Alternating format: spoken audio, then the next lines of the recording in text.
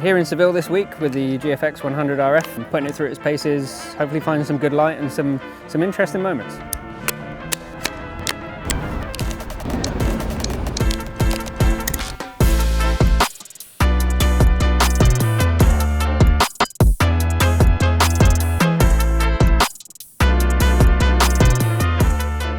My name's Craig Whitehead. I'm a street photographer from Cambridge in the UK.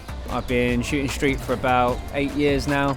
My work really focuses on light, colour, composition, and generally people as a prop, not as the kind of main subject. My approach in a city that you're sort of unfamiliar with or know very little about is just always go where the sun is. Gives you an obvious direction to head in. You just go on the sun side of the buildings and see what's happening, and if there's no light, there's probably no image. I don't know if sometimes things happen because I'm wishing for it or I catch the shot because I've already imagined that the thing's going to happen. So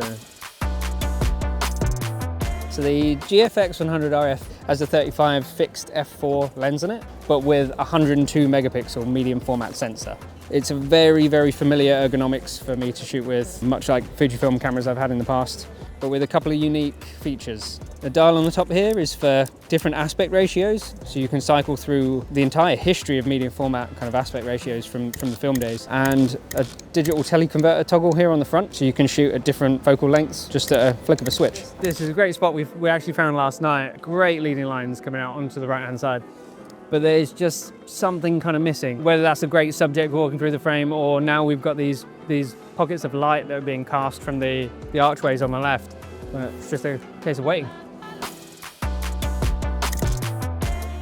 Because of the resolution and such a large sensor size, is really like having 3 focal lengths, 3 cameras at the same time. Obviously you can crop in post, but there's a lot to be said for being more intentional and choosing the focal length that you're going to work at the time.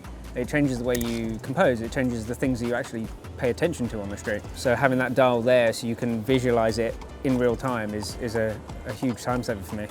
So a technique I like to use a lot is framing things through other objects, so a frame within a frame. Kind of add a bit of abstraction to direct the viewer's eye to the thing you really want them to look at. So dark around the architecture that's visible through this frame, almost like looking at a painting on a wall. This camera also has AI subject detection and autofocus tracking, so you can really rely on that if you're going for people's faces as opposed to hiding them like I do. If you're someone who likes to work at slower shutter speeds, especially on bright days like today, this camera also includes the built-in ND filter we've seen on other bodies, but the first of the GFX sensors to have that. Based on the images I've taken over the last few days, this is just the perfect camera for someone who wants to go on adventures and actually experience the moments. For someone who wants to get a bit more creative with their photography and have fun.